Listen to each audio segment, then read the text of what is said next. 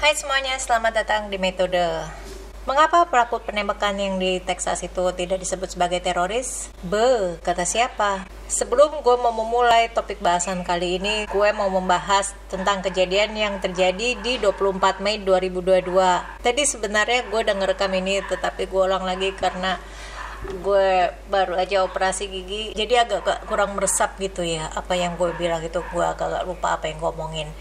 Ya udah, kita mulai dulu. Konten ini tidak bertujuan untuk menjelekkan suatu golongan atau agama tertentu. Juga tidak ada kandungan unsur muatan politik di dalam konten gue ini.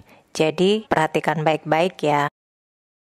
24 Mei 2022, Salvador Ramos yang berusia 18 tahun berdebat dengan neneknya. Saksi mata yang merupakan tetangga mereka mendengar percakapan mereka di mana nenek memarahi Salvador yang mau pergi keluar rumah sambil membawa senjata. Salvador juga memakai jaket anti peluru dan tas backpack yang berisi amunisi. Kemudian Salvador menembak nenek tepat di wajah sang nenek dan ia pergi menaiki mobil sang nenek menuju sekolah SD Rock yang jaraknya 2 km dari rumah mereka. Lalu Salvador menabrakkan mobilnya ke parit besar yang ada di dekat sekolah dan ia keluar dari mobil.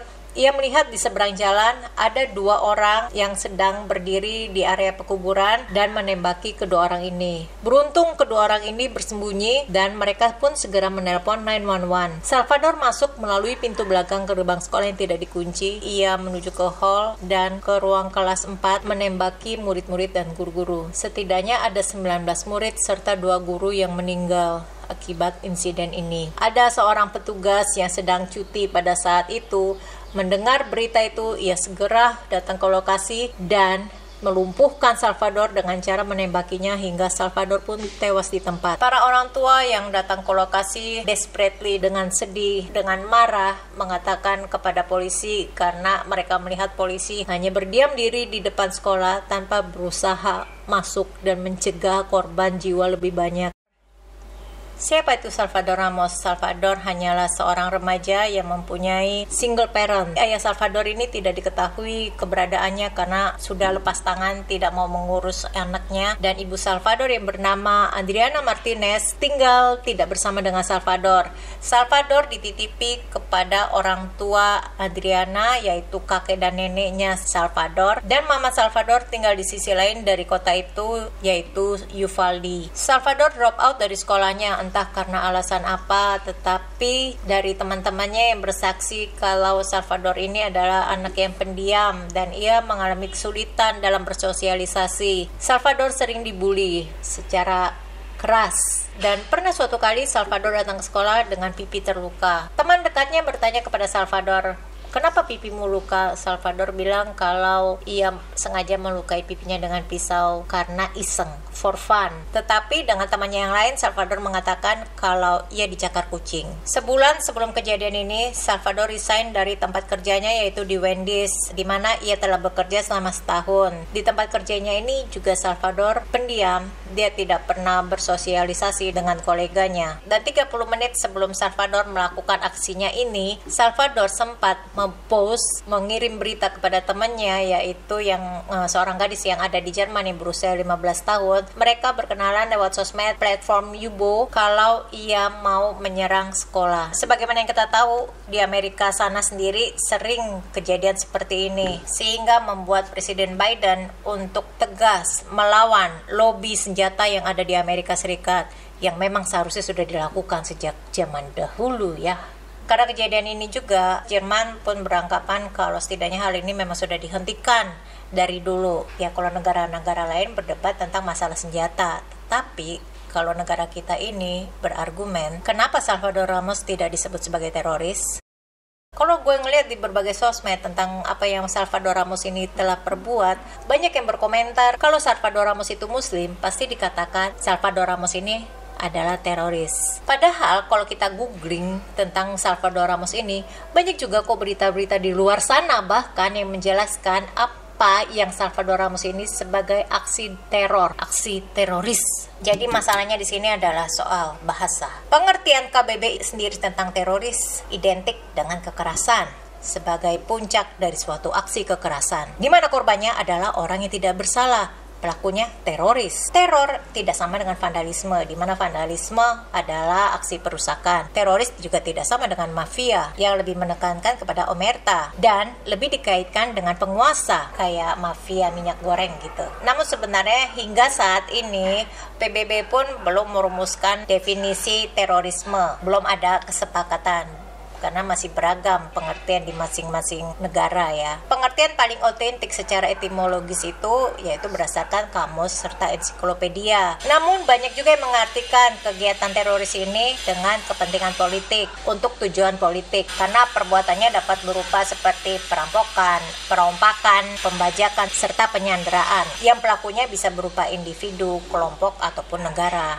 Ya, sama seperti yang baru-baru ini negara Amerika Serikat berusaha mencap Rusia sebagai pelaku teroris. Nah, kalau kita baca di sini ya di Wikipedia, di mana dijelaskan pengertian teroris sendiri menurut CIA, FBI, dan juga Federal Regulation. Di sana tidak ada yang mengait-kaitkan teroris dengan agama. Jadi jangan emosi dulu, jangan selalu bilang kalau dia Muslim pasti teroris. Tidak seperti itu. Teroris itu lebih dalam artian hasil yang telah ia perbuat, hasil yang telah ia lakukan. Setidaknya ada korban jiwa, juga ada korban traumatis yang di situ, yang menjadi korban dari teroris ini, menjadi korban dari aksi ini. Korbannya yang jelas secara acak dan bahkan gak ada hubungannya, alias pelaku tidak mengenal si korban. Kalau ada yang masih ingat kejadian di Banyuwangi, Jawa Timur pada April 1987, di mana ada seorang pria yang bernama Wirjo. Pada saat itu ia marah kepada istrinya, mereka ini berantem dan Wirjo pun mau membunuh istrinya dengan celurit. Tetapi istrinya ini berhasil kabur melarikan diri dan Wirjo pun mengejarnya. Di luar rumah ia melihat anaknya yang sedang bermain dengan temannya ini. Begitu melihat bapaknya membawa celurit, anaknya langsung pergi. Dan temannya yang ada di lokasi yang polos nggak tahu apa-apa, dia terbunuh oleh Wirjo. Wirjo pun lari sepanjang kampung itu. Ia bertemu dengan beberapa orang yang langsung ia sabet celuritnya, yang langsung ia lukai, cederai.